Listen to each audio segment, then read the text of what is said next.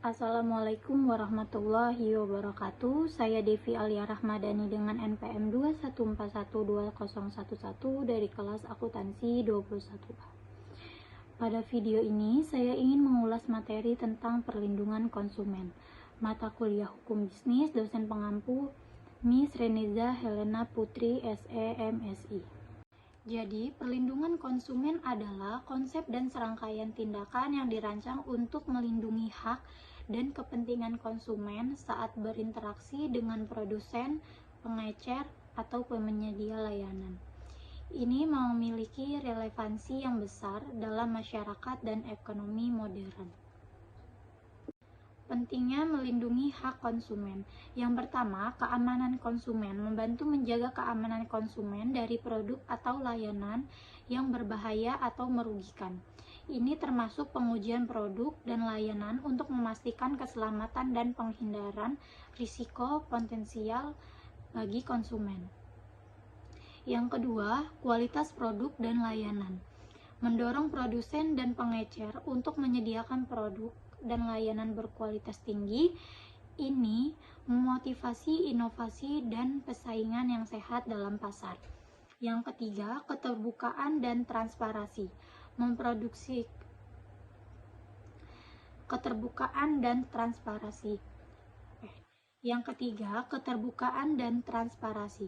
Mempromosikan keterbukaan dan transparansi dalam hubungan antara konsumen dan bisnis. Konsumen berhak tahu apa yang mereka beli, dari mana produk itu berasal, dan bagaimana harga ditentukan. Yang keempat, etika dalam bisnis.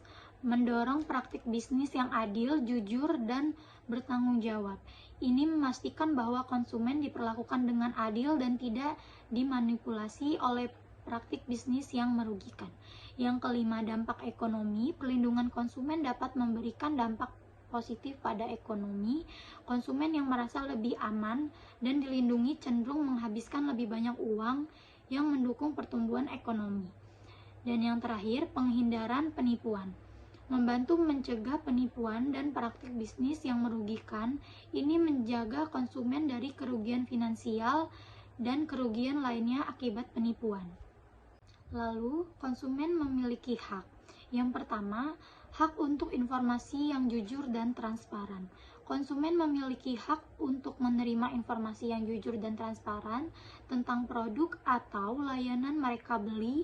Ini termasuk informasi tentang harga, fitur, manfaat, risiko, dan syarat-syarat yang terkait dengan produk atau layanan tersebut. Yang kedua, hak untuk privasi dan keamanan data. Konsumen memiliki hak untuk privasi dan keamanan data pribadi mereka, yang berarti bahwa perusahaan dan organisasi tidak boleh mengumpulkan, menggunakan, atau membagikan data pribadi konsumen tanpa izin mereka. Yang ketiga, hak untuk produk dan layanan berkualitas. Konsumen berhak menerima produk dan layanan yang berkualitas sesuai dengan standar kualitas yang dijanjikan oleh produsen atau pengecer.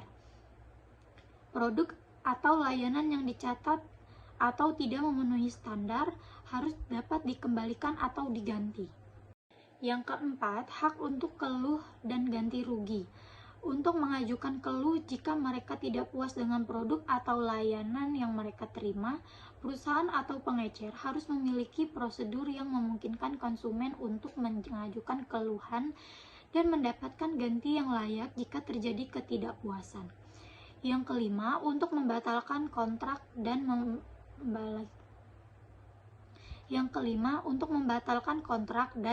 mengembalikan barang. Untuk membatalkan kontrak atau mengembalikan barang yang mereka beli dalam jangka waktu yang tertentu setelah pembelian, seperti dalam kasus pembelian online atau pembelian pintu ke pintu, ini memberikan perlindungan terhadap pembelian impulsif atau ketidakpuasan. Dan yang terakhir, hak untuk perlindungan terhadap praktik bisnis yang merugikan seperti penipuan, penjualan paksa, atau praktik bisnis yang tidak etis lainnya. Hukum perlindungan konsumen adalah serangkaian undang-undang dan regulasi yang dirancang untuk melindungi hak dan kepentingan konsumen dalam transaksi bisnis. Hukum perlindungan konsumen sering mencakup berbagai aspek, termasuk hak konsumen, kewajiban bisnis, tindakan hukum yang dapat diambil oleh konsumen, serta sanksi terhadap praktik bisnis yang merugikan. Contoh Undang-Undang Perlindungan Konsumen di negara lain, yaitu Perlindungan Konsumen Federal di Amerika Serikat. Yang pertama, menyediakan kerangka kerja hukum yang melindungi konsumen dari praktik bisnis yang tidak adil atau menyesatkan. Yang kedua, mewajibkan produsen atau pengecer untuk memberikan informasi yang akurat tentang produk atau layanan. Dan yang terakhir, memberikan konsumen hak untuk membatalkan kontrak dalam beberapa situasi tertentu. Penipuan dan kejahatan konsumen. Pengenalan tentang berbagai bentuk penipuan dan kejahatan konsumen. Yang pertama, penipuan keuangan online, penipuan kartu kredit atau phishing, dan penipuan melalui email atau situs web palsu yang mencoba mencuri informasi atau keuangan. Yang kedua, penipuan telepon dan pesan singkat. Penipuan seringkali menghubungi konsumen melalui panggilan telepon atau pesan singkat palsu, baik berupa mewakili bank, institusi keuangan, atau pemerintah untuk meminta informasi pribadi atau pembayaran. Yang ketiga, penipuan investasi dan keuangan. Ini mencakup penawaran investasi palsu, skema piramida, atau penipu properti yang menjanjikan konsumen keuntungan besar yang tidak realistis. Yang keempat, penipuan undian atau hadiah. Konsumen diiming-imingi hadiah besar yang sebenarnya tidak ada, dan mereka diminta membayar sejumlah uang yang lebih dahulu. Cara untuk melindungi diri dari penipuan. Yang pertama, waspadai tawaran terlalu baik untuk dipercayai. Jika suatu terlalu bagus untuk menjadi kenyataan, mungkin itu tidak nyata. Jangan tergoda oleh tawaran yang terlalu menggiurkan. Yang kedua, verifikasi identitas penghubung. Saat menerima panggilan telepon, pesan singkat, atau email yang mencurigakan, pastikan untuk memverifikasikan identitas pihak yang menghubungi Anda sebelum memberikan informasi pribadi atau keuangan. Yang ketiga, hati-hati dengan tautan atau lampiran. Jangan mengklik tautan atau mengunduh lampiran dari sumber yang tidak dikenal. Ini bisa mengandung malware atau phishing. Yang keempat, pahami hak Anda. Ketahui Anda adalah sebagai konsumen.